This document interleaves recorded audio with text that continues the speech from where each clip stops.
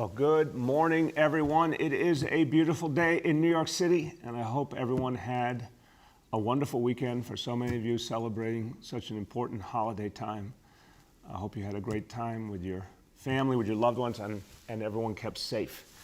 And we begin a new week, and we begin the new week with really wonderful news. In the battle against COVID, we know the most powerful tool we have is vaccination. And this last Friday, we set a new record. Friday, April 2nd, record-setting day.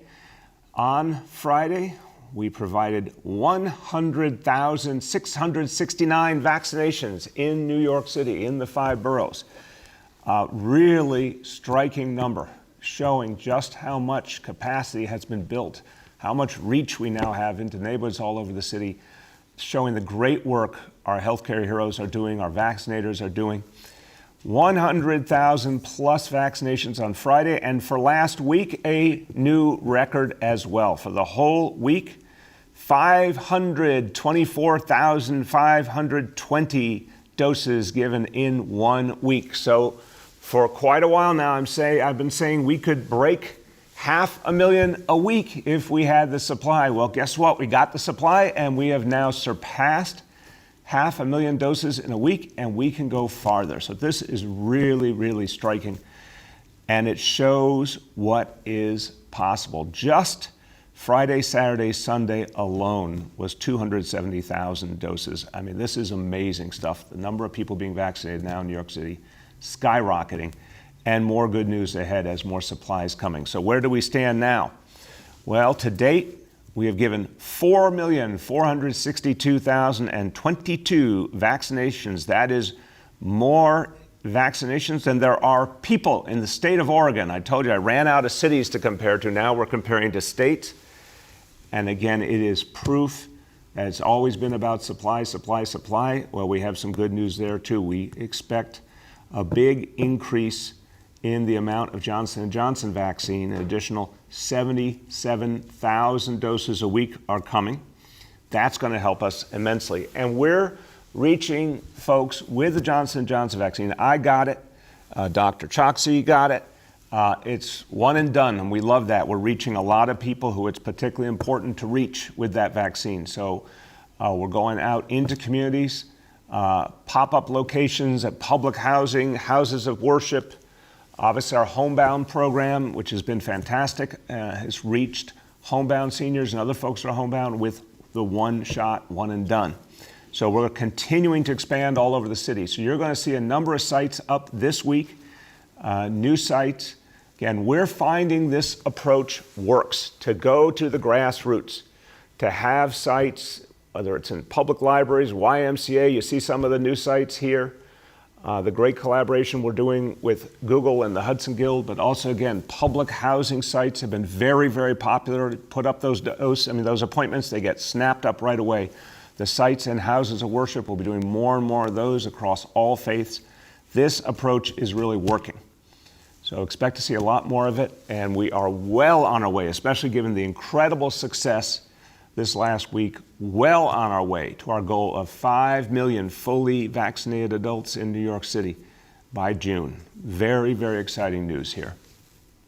Okay, now, something else exciting is kids have come back to school today from spring break, and we now have more students in classrooms than any city. It's something that has been wonderful to see, that despite it all, our kids are so happy to be back in school. Parents want them back in school. Educators and staff have done a remarkable job making it work.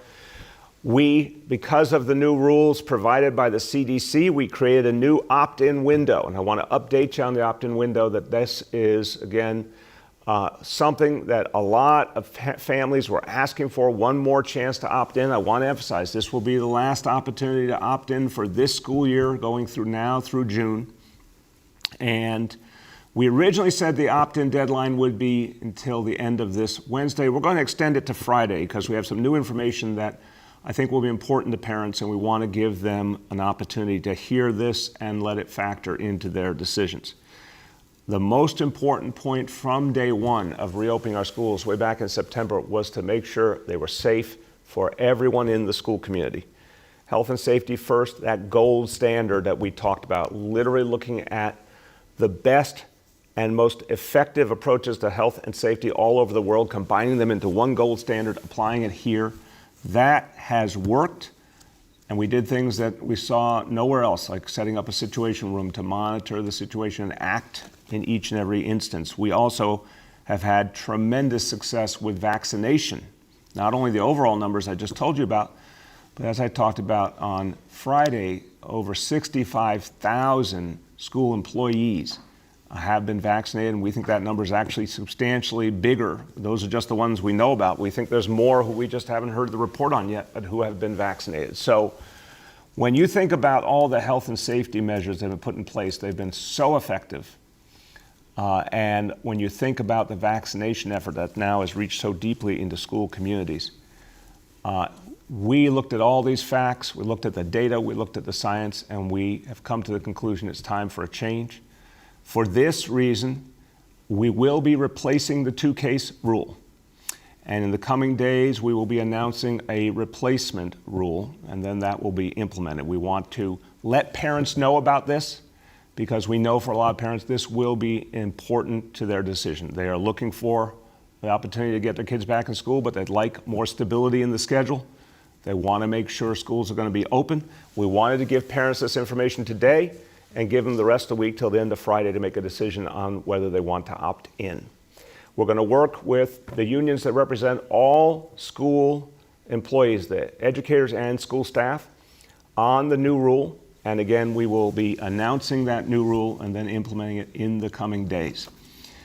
As always, we will monitor the situation very carefully with our situation room, with our Department of Health, always focusing on health and safety. This is why our schools have been exceptional throughout. So I want you to hear from the Chancellor and from our Health Commissioner talking about what it means to parents to have the opportunity to come back into school, and what it means to keep our schools safe, what we have learned about how to keep them safe, and the amazing success that New York City has had with keeping our schools safe. First, talking as an educator, but also as a parent herself, our Chancellor, Misha Ross Porter. Thank you, Mayor de Blasio, and welcome back from spring break to all of our collective DOE families. During my first couple of weeks as Chancellor, I had the wonderful opportunity to visit schools all over the 5 boroughs. I saw the multi-layered gold standard approach to health and safety for myself.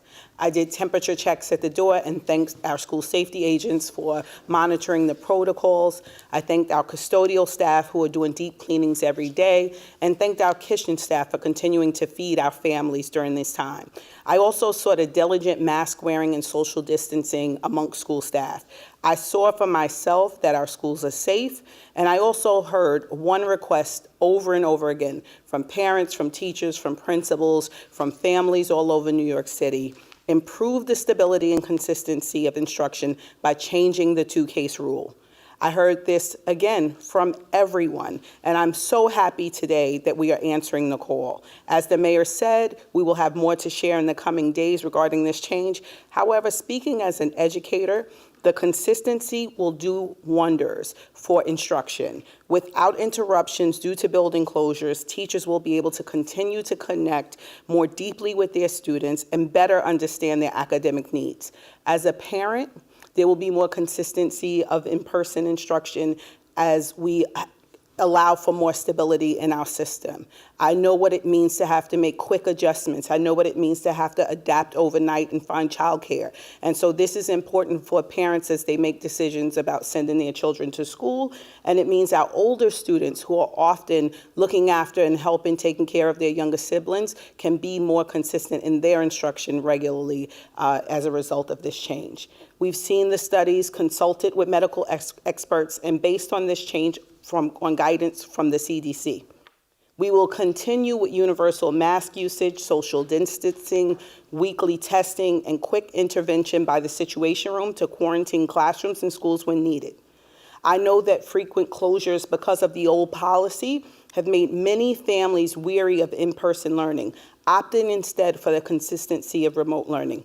So we are extending, as the mayor said, the opt-in window from this Wednesday to Friday.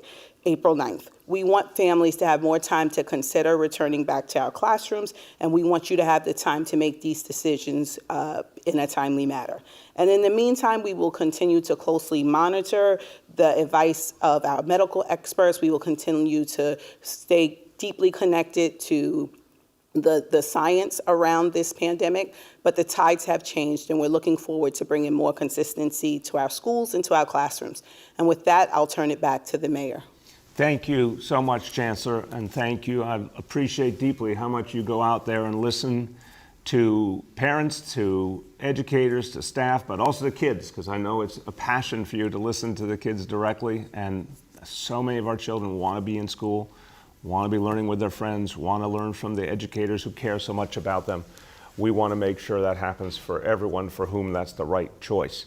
And now to speak about the health reality in our schools and the meticulous work that's been done and why we keep learning and making adjustments as we get more and more information, more data from these exceptional efforts. Our Health Commissioner, Dave Choksi. Thank you so much, Mr. Mayor. As a doctor, I'm accustomed to making the most important decisions about tests, treatments, and other medical interventions by carefully weighing the risks against the benefits, and by rooting those decisions in the most rigorous scientific evidence, which often gets updated and refined over time. Both of those clinical considerations were fundamental to our approach to safe schools over the last few months. Our starting point was that opening schools is a profoundly worthy mission, not just because of the educational benefits, but also because of the many health benefits for children and families. Leading with science is how New York City was able to lead the nation in demonstrating that children can learn in person while keeping transmission of COVID-19 low. Based on over 700,000 tests conducted to date, the cumulative positivity rate in schools is 0.57%. Our schools remained safe even as we battled through a second wave this fall and winter, which demonstrates that we can protect staff and students even when there is significant community transmission.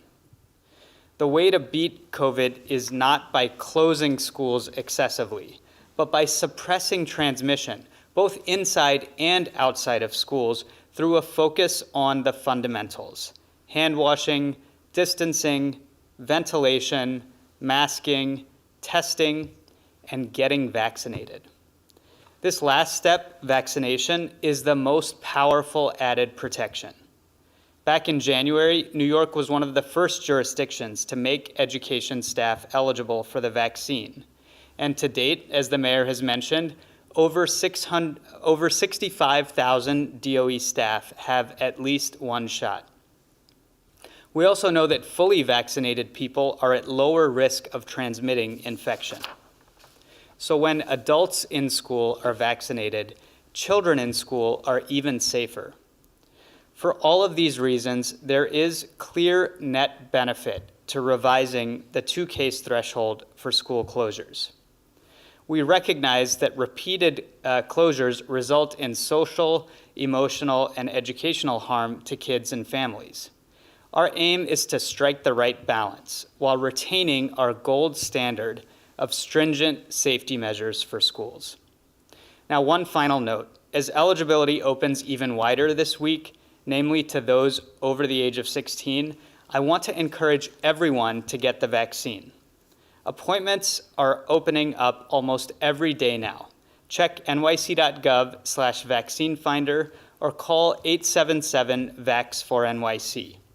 We now have more than 500 sites open to the public on the vaccine finder. These include vaccine hubs, local clinics, hospitals, pharmacies, community health centers, and others. More supply, and therefore more appointments, are on the way, so check back often. The enthusiasm for vaccination has been a source of inspiration, and sharing your story with your family member or neighbor will encourage even more New Yorkers to get their shot. Thank you. Thank you so much, Commissioner. And everyone, look, that last point that Dr. Choksi made, the enthusiasm, the energy out there. We put these appointments up last week. They got snapped up, over 500,000. More and more people getting vaccinated is making it easier for yet more beyond to be vaccinated, because that word of mouth, we've been saying it now for months, is proving to be true. When someone in your life gets vaccinated, they have a good experience, they spread the word, more and more people are willing. We're seeing hesitancy going down, we're seeing willingness to get vaccinated going up. These appointments are being snapped up, and how exciting that we're finally getting something like the supply that we need. I'd sure like to see even more than that, because we've proven we can go well beyond 500,000 a week now. But it's finally turning the corner, and boy, the demand is sure there. So now let me go over the indicators for today. Number one, daily number of people admitted to New York City hospitals for suspected COVID-19.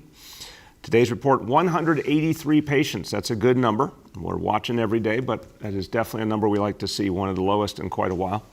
Confirmed positivity, 61.38%, and hospitalization rate, 3.63 per 100,000. Number two, new reported cases on a 7-day average. Today's report, 3,170 cases.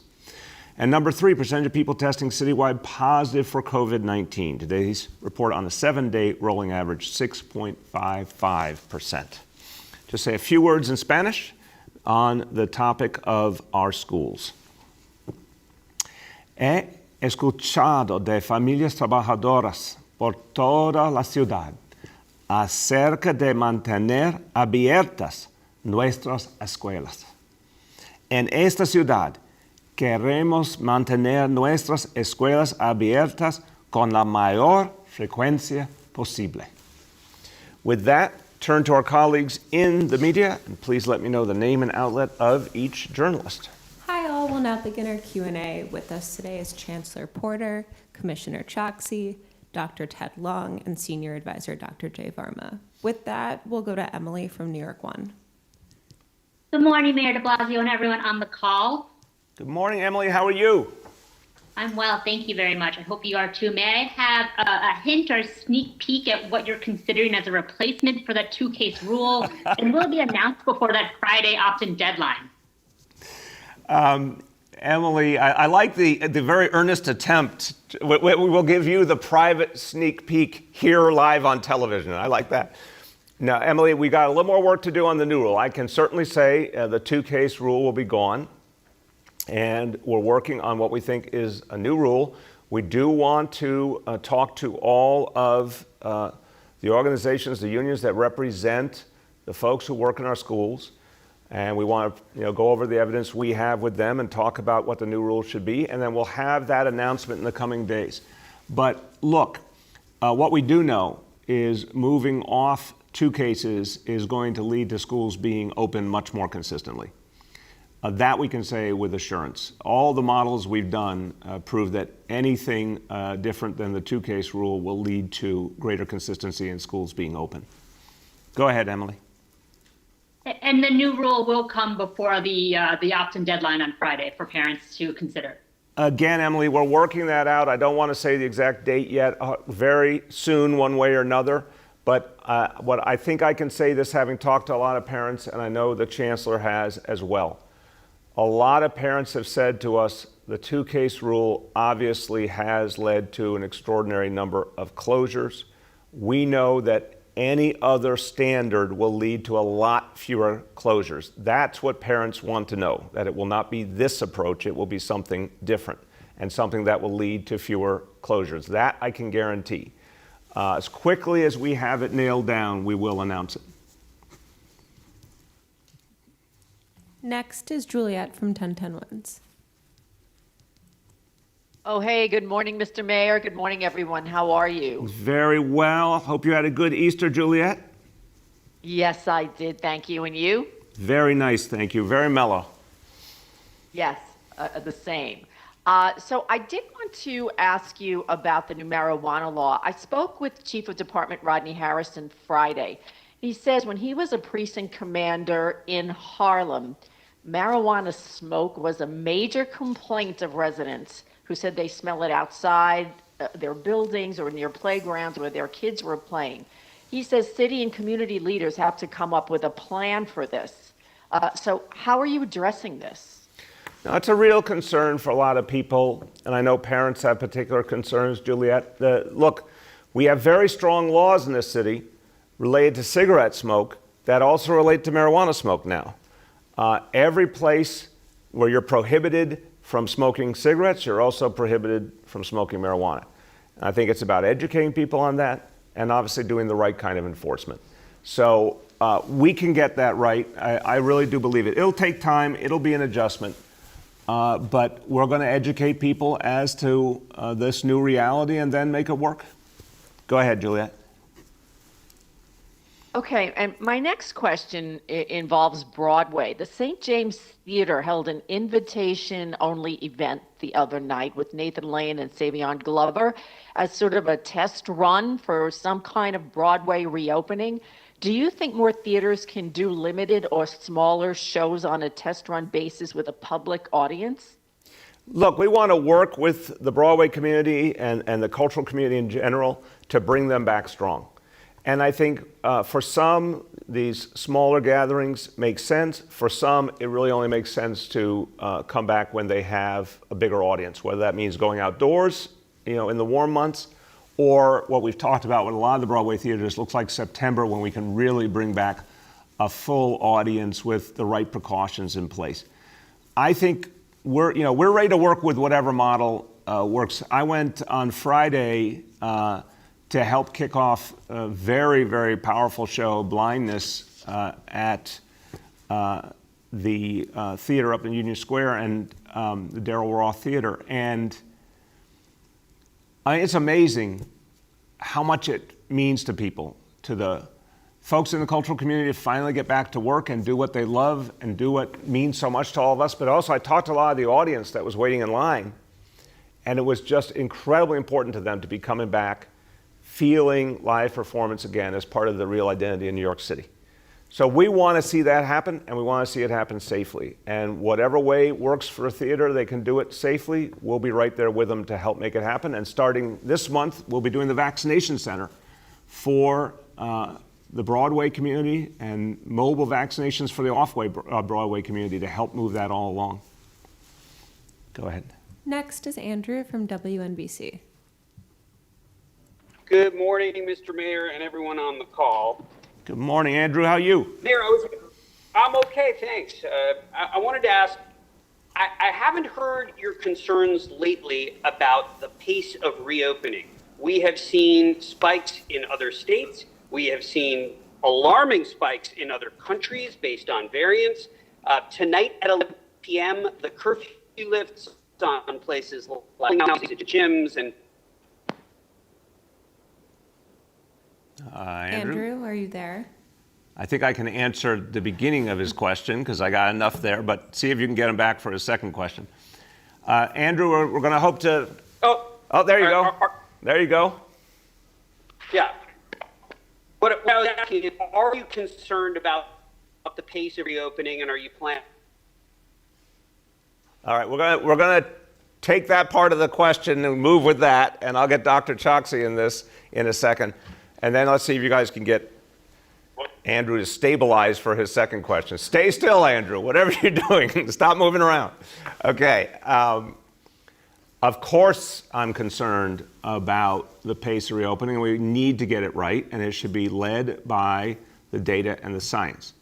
So, for example, there are things that can be done with a lot of precautions, a lot of health and safety measures, a lot of supervision. Those I absolutely want to see happen. And we just talked about the cultural community. They're being very careful and responsible the way they're coming back. A lot of this is going to be outdoors in the meantime, careful limits. That's exactly what we want, heavy emphasis on vaccination. There have been some decisions that I think the state has made that were a mistake. The fitness class is an obvious one. I'm concerned about the collegiate sports going back to indoors. I don't see why that is necessary at this point. So I think it is important to really be careful and take it one step at a time, because doing the things that we are doing now are the right things that we can control properly. I would not want us to go farther than that until we make sure we're on the right track. Dr. Choksi. Thank you, Mr. Mayor. And just picking up where you left off, if the question is, are we concerned, then our experience with COVID-19 leads to a clear answer. Yes, we have to remain concerned. We have to remain vigilant. All the more so because we have a chance to be in the home stretch of this marathon because of vaccination. And the places where we are the most concerned are what we have consistently messaged over the last few weeks and the last few months. We know outdoors is safer than indoors. We know that places where people are not able to wear a mask consistently and properly are higher risk activities.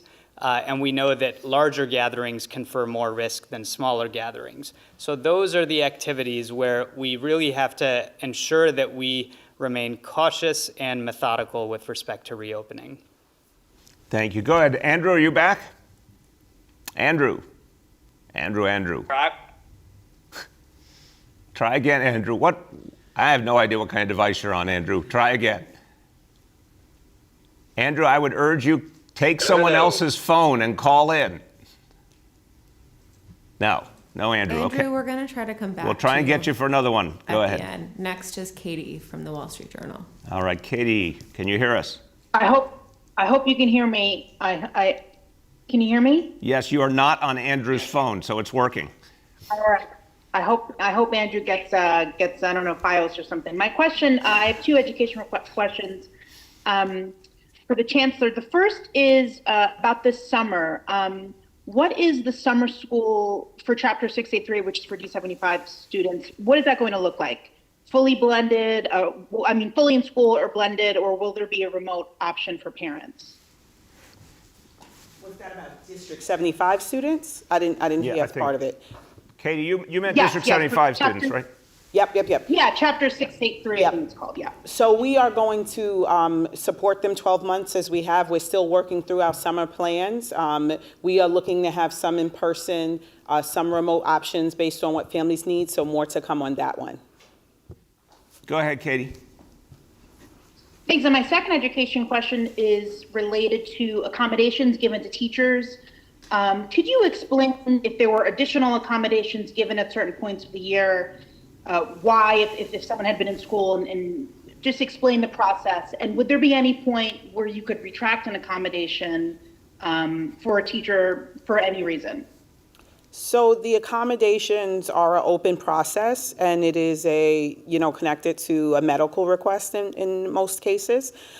We have not looked to retract any accommodations because we want to make sure that we are keeping people healthy, safe, and well. We are looking and having conversations with our union partners about what that means as we go into next year, particularly as more and more vaccines become available. As the doctor said, the more adults are vaccinated, the safer our community is. And we've done an amazing job to make the vaccinations available across the city to DOE employees. And so that's what we're looking forward to. Thank you very much. Go ahead and... We're going to try Andrew Siff for We're going to try and get it done. last Okay. question. Andrew, can you hear us? I'm here. Can you hear me? Much better, Andrew.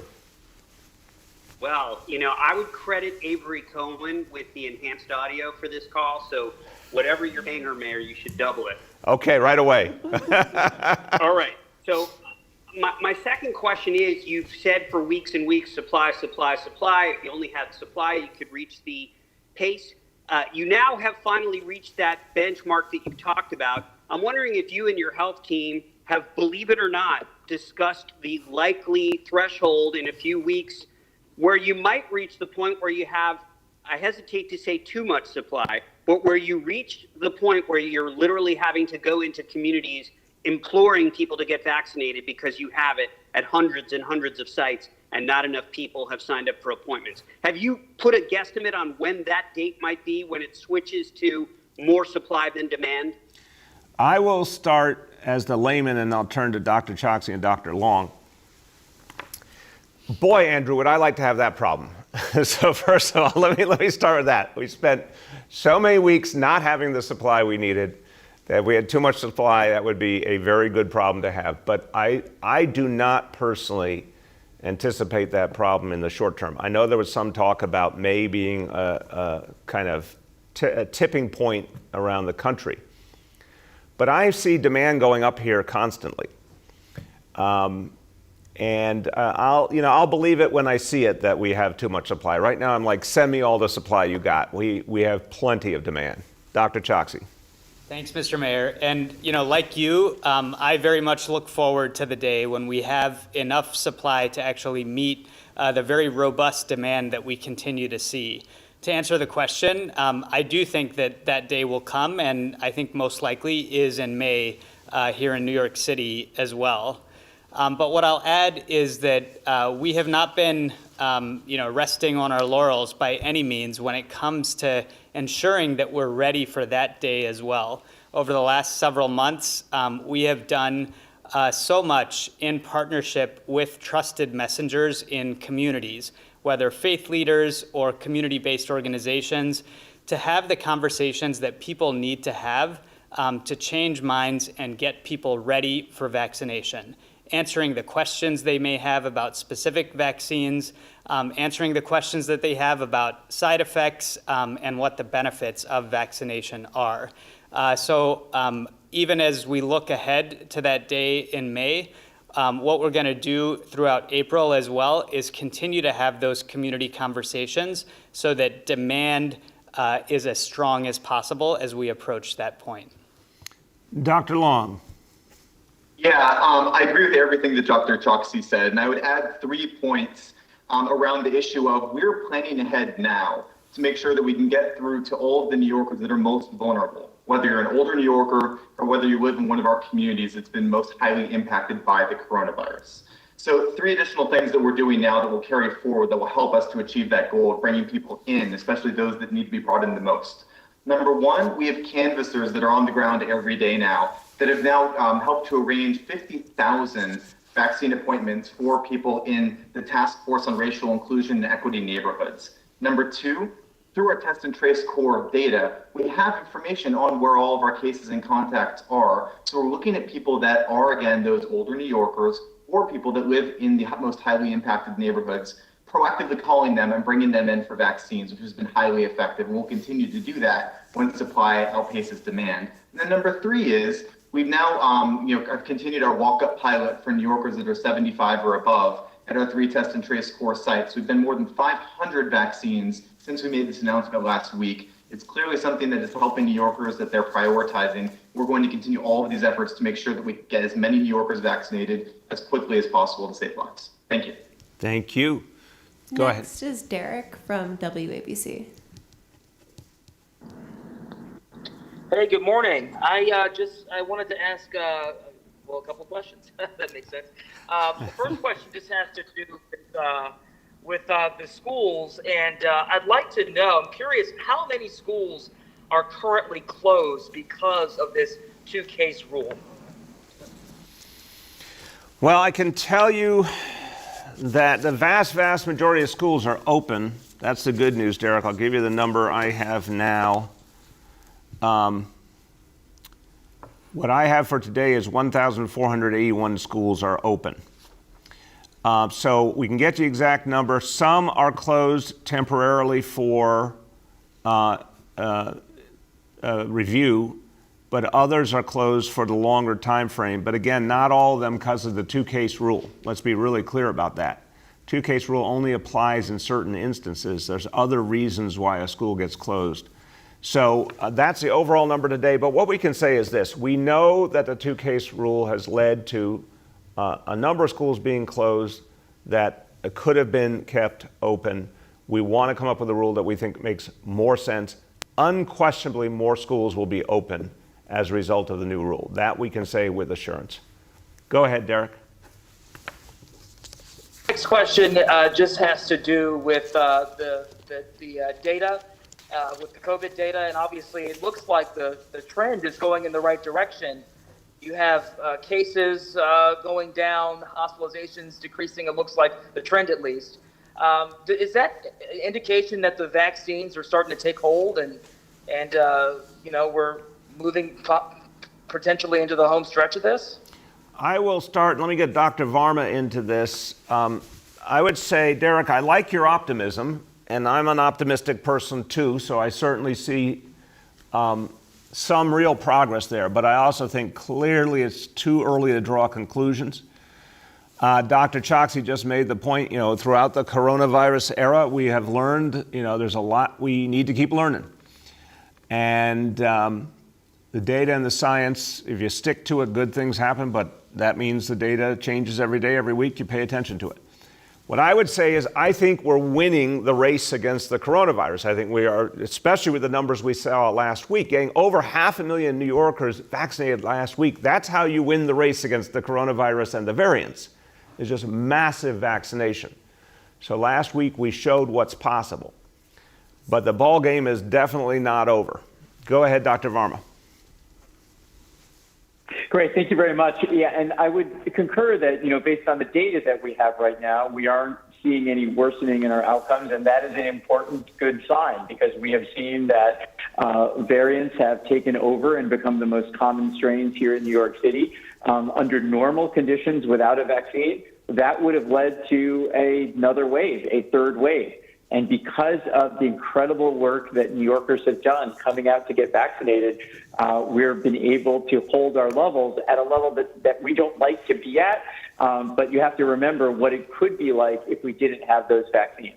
So I do think that we really do have the possibility to make tremendous progress over the next 4 to 8 weeks. If we continue this pace of vaccinations that we've seen this week, we're going to be at a level where the vast majority of New Yorkers have some form of protection, and we're going to also, have the headwinds of better weather and other things. But again, to just reemphasize the point that Commissioner Choksi and others have made, and the mayor has made, that doesn't mean we can let up now. So it's really critical and important that people continue to observe those precautions. And I would particularly flag the fact that, this past week has been an important holiday for many people, whether for spring break or for religious reasons. And that almost certainly led to people gathering in potentially places that were risky. So we do have to be prepared and encourage people to make sure they get tested this week and make sure they continue to observe those precautions because we know how important that is. Thank you. Go ahead. Next is Amanda from Politico. Morning, Mr. Mayor. How are you? Hey, Amanda, how you been? I'm doing well, thank you. So I've been hearing anecdotally that people who go to a New York City Health and Hospitals or Health Department site for a vaccine are having trouble making their second appointment. And they're finding that they're able to go to a pharmacy instead, like a CVS. So I was wondering if that presents any problems in terms of logistics with the vaccine supply and, making sure you have enough doses for the second dose, but then people aren't coming for those appointments. So I just wanted to check in. Yeah, I appreciate the question. I'll turn to Dr. Choksi and Dr. Long since you mentioned each of their agencies. But Amanda, look, I am not hearing that for whatever it's worth. We talk about this multiple times a day. I am not hearing that we're having a problem with making the second dose appointments. But let me have the two doctors speak to it. As to the question, if you go one place and get your first and go another place and get your second, does the overall system make adjustments for that? I think the broad answer is yes, because we're talking about massive volume here. And I think those kind of individual actions can be easily accounted for. But let's have the doctor speak to both of those points. Thank you, Mr. Mayor. And Amanda, yes, we have not heard that problem that you're referring to. And I'm sorry to interrupt, Amanda, we would definitely like information about if you're hearing specific sites. As I often say to members of the media, we appreciate it when you help us see problems that need to be addressed. So please let our team know if it is about specific sites. Go ahead, Dave. Thank you, sir. Yes, and that's exactly right. Please do give us any information that you have, and we'll be sure to follow up on it. I've been out at our sites myself, several of them, and have not heard about that particular challenge. So we'll be taking a deeper look at it. I have, for what it's worth, heard the opposite problem, which is that there have been some challenges in scheduling second dose appointments at some pharmacies. And those patients are coming to health department and health and hospital sites to get their second doses, which of course we accept so that people can complete their vaccination series. But regardless of the particulars, the second point that the mayor said is exactly right. We have ways in our systems to be able to track second doses, including in cases when people get them from different sites, to ensure that people complete their vaccination series. Thank you. Dr. Long. Yeah, Amanda, I appreciate you raising this. We definitely have not heard this at New York City Health and Hospitals or at our test and trace sites. And I agree with everything that Dr. Choksi said in terms of how we've set up our system. But feedback is really helpful. So if you don't mind, you know how to reach us. We'd love to hear where you're hearing that so that we can look into it ourselves. Thank you. Go ahead, Amanda. Great, thank you all. And then Dr. Long, I wanted to follow up with you on your previous comments regarding the 50,000 appointments that are being made. Can you elaborate a little bit more? Because I know that there's been volunteer groups who are going into certain communities, especially in Queens, where there's so many languages being spoken, to really help people who might struggle with the forms to fill out, to get a vaccine. I was wondering if you could elaborate a little bit more on what exactly is going on in terms of sending people into these neighborhoods to get people vaccinated, and kind of the test and trace Corps' role. Is it shifting a little bit now that we're focusing more on vaccines, or are they still contact tracing like they were, at the peak of last spring? Yeah, thanks. Two great questions there. So the first is on how we're approaching the vaccine effort, and I referenced what we were doing with canvassers. So one of the things that we learned from testing is that if you just build a testing site, that's not enough to get people through the door. And especially to get people that are the most vulnerable through the door. We learned that with for example, our hyperlocal effort in Sunset Park, where we're able to, by having trusted messengers and working with community-based organizations, get enough people through the door for testing that we drove down the percent that were testing positive by 2/3. And we did the exact same thing in Soundview. But if it wasn't for our engagement with community-based organizations who people in those communities trusted and other trusted messengers, we would not have succeeded. We're taking those principles that we've learned through the coronavirus and working with the Department of Health to apply them now for vaccines. So in particular, I shared with you the number that 50,000 appointments have been made through our canvasser efforts, which again are our team members that go into our communities, the specific communities where we know we have the most vulnerable people, and focus on bringing people in to get tested in a way that literally can save their lives. In addition to that, we also work with community-based organizations, houses of worship, trusted leaders in all of our communities. And I would actually argue that that's the secret ingredient to all of our success with testing, doing more per capita testing than any other country pretty much in the world, with the exception of some of the smaller European countries. And I think it's what's making us successful in the vaccine effort as well. And on the contact tracing side, Ted, I want you to just clarify one thing. When you say we're doing more testing in countries, I think you're saying New York City is doing more testing than not the United States of America as a whole. Could you clarify that? Yes, I'm speaking as a citizen of New York City. Yes, New York City does more per capita testing and has for a long time than almost any other country in the world. Some of the exceptions are like Luxembourg, I think, does a bit more. Slovakia surpasses at one point. Ted, you've got to beat Luxembourg. We'll double our efforts, sir. There you go. And with respect to contact tracing, Amanda, I appreciate you asking about that. So our 4,000 strong contact tracers are continuing to be in full force. We've been reaching our data from 2 weeks ago, 96% of every single new case in New York City, completing interviews with more than 80% of all of the new cases in New York City. And we use all of that data to have a forward look and break chains of transmission, but also have a backwards look and see where our sources of infection are now. Specific people, locations. We have a model that we use that helps us to deploy our resources, and that's how we decide where we put our testing units, helps us decide where we put our accelerated contact tracing models, and that's something that we're going to continue doing at full force. We won't stop. Every chain of transmission we break is a potential life saved, and you can count on us. Thank you. Go ahead. We have time for two more. First, we'll go to James from Pix 11. All right, I guess that makes me the penultimate. You are very good, very good. The King's English. How are you today, James? Great, thank you, and I hope you and everyone on the call are well. Absolutely. So, what's on your mind today? All right, well, an education question here for you and for the Chancellor as well, perhaps. Look, the majority of students still in public school are learning from home. With the changes that you're talking about today, this change in the two-person rule, the two-case rule, what kind of numbers of registrations do you hope to see for in-person instruction after Friday, after this new deadline for the rest of the school year? James, I'll start and I'll turn to the Chancellor. I mean, look, so again, I want to emphasize, we're going to extend to Friday, and this will be the last opt-in. Just looking at the calendar, we got April, May, June left in this school year, and for kids to benefit from the time in person, this would be the last opt-in. And I really think it's a matter for each parent and child to decide.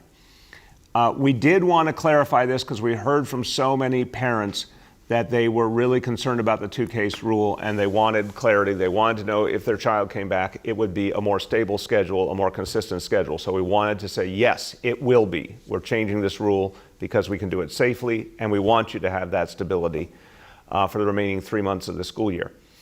But it is a very individual choice. And there's no wrong choice. It's whatever a parent and child feel is right for them. We know a lot of kids would benefit from being back in the classroom, but they have to feel that's right for them. Chancellor. Yeah, I agree with the mayor. I think it is a decision that families have to make. There's not a number connected to it, but I think what is connected to it is more consistency of in-person instruction. And for families who are grappling day to day with, do I want to opt in or not opt in, knowing that the two-case rule is going to be addressed, and they will have an opportunity to be in class on a more regular and consistent basis will help inform the decision that families make. Go ahead, James. Okay, well, I'll switch gears. Casinos, gyms, a variety of other venues get their curfews revoked as of today. Those will be abolished. What, if anything, does that mean for the New York City economy? And what are your thoughts about it not applying to restaurants and bars? Well, I will express my concern, and let me let Dr. Choksi and Dr. Varma into this. Look, I think the concepts around time, and I'll speak as a layman, they can speak as the doctors, that the later you go, behavior can be affected. And I think one of the things that's really clear is we need people to be conscientious. We're in this home stretch battling COVID. We need people to be disciplined and conscientious.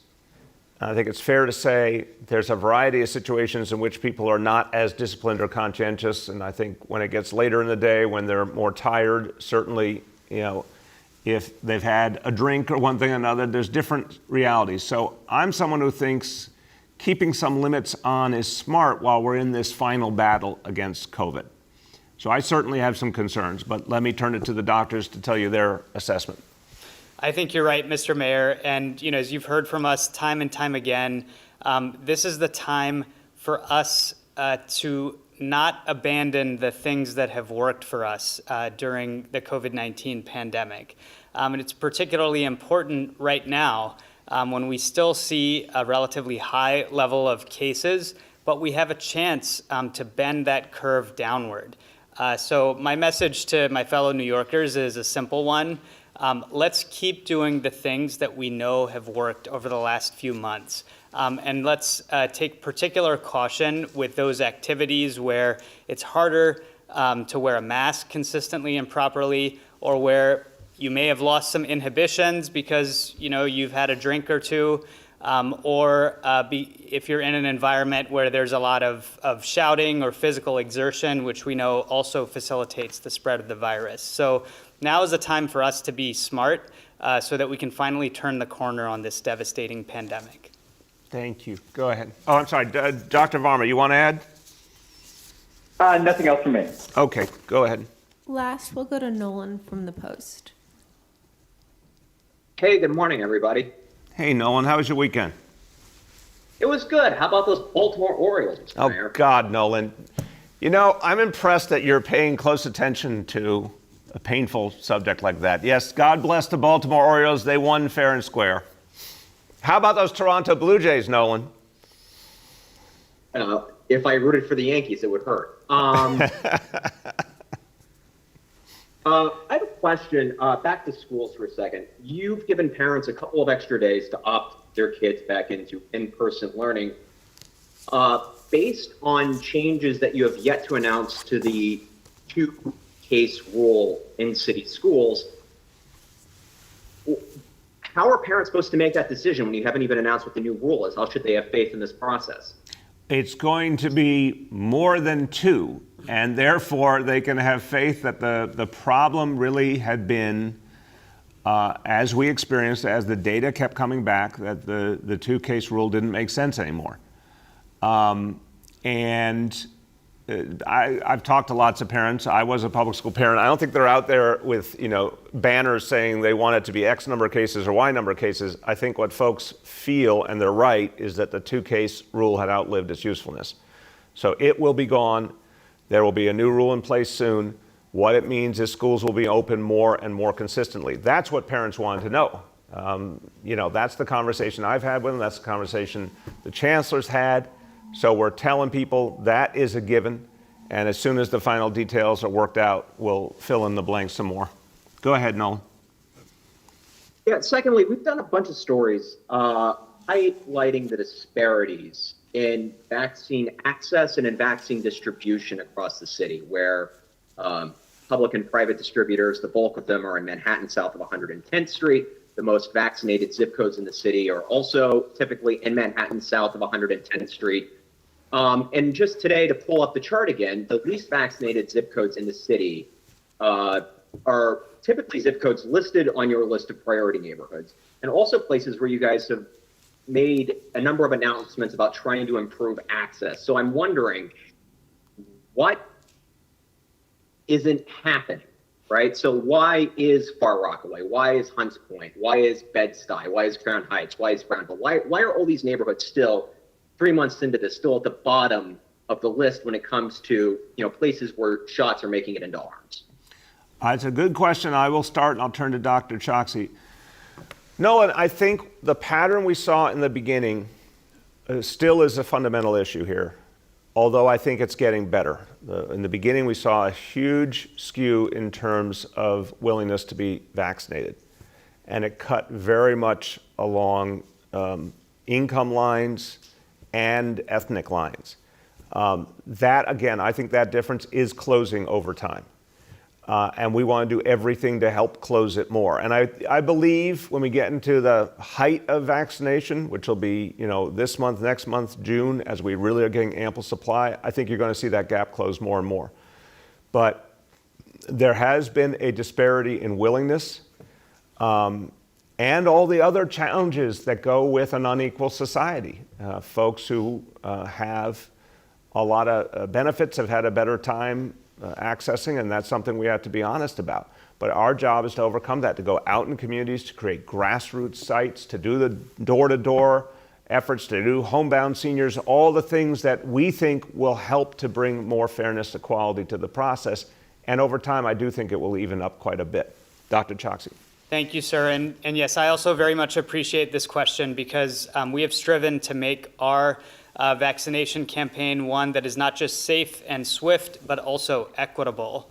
And we have made strides, particularly with respect to race and place, in terms of closing the gaps that do exist. But I'll be the first one to tell you that we still have work to do. A lot of that, as you've pointed out, has focused on improving access. And those 500 sites that are now publicly available, as I mentioned, is emblematic of making sure that people are able to get vaccinated, not just at a hospital or not at a mass vaccination site, but at their local doctor's office, at a pharmacy as well. And we've also, as Dr. Long mentioned, invested a lot in outreach, but you will see us double down even further in the coming weeks in making sure that we are getting out into neighborhoods and communities to spread the word about vaccination. And our commitment is to continue closing those gaps. Thank you very much, Doctor. Well, as we conclude today, everyone, look, we are in a race. There's no question about it. We are trying to outrun COVID and the variants and make sure this city can move forward. And I can say today, we're winning that race, because the amazing news from last week, over 500,000 New Yorkers vaccinated last week alone. And on Friday, over 100,000 in one day. proving that there's so much capacity out there so long as we get the supply. And we're also more hopeful. In April, in May, we'll finally be getting the supply we've needed. This is a very exciting moment because we can turn the corner. We can outrun these variants, but it depends on you. Everyone who has not yet been vaccinated, going out there and getting vaccinated as quickly as possible. The standards are now going to be opened up as of this week for everyone. Very clear, very straightforward. Now it's up to you to go out there and get vaccinated. Also remember, sometimes if you're already vaccinated, the best thing you can do is help someone else in your life, in your family, someone you care about, might need a little help getting to a vaccination site or help signing up for the appointment. You can help make the difference. So New Yorkers have been heroic. This is the exact right word, heroic in fighting COVID over the last year.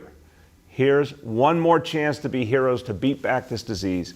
Make sure everyone gets vaccinated and bring this city back strong. Thank you, everybody.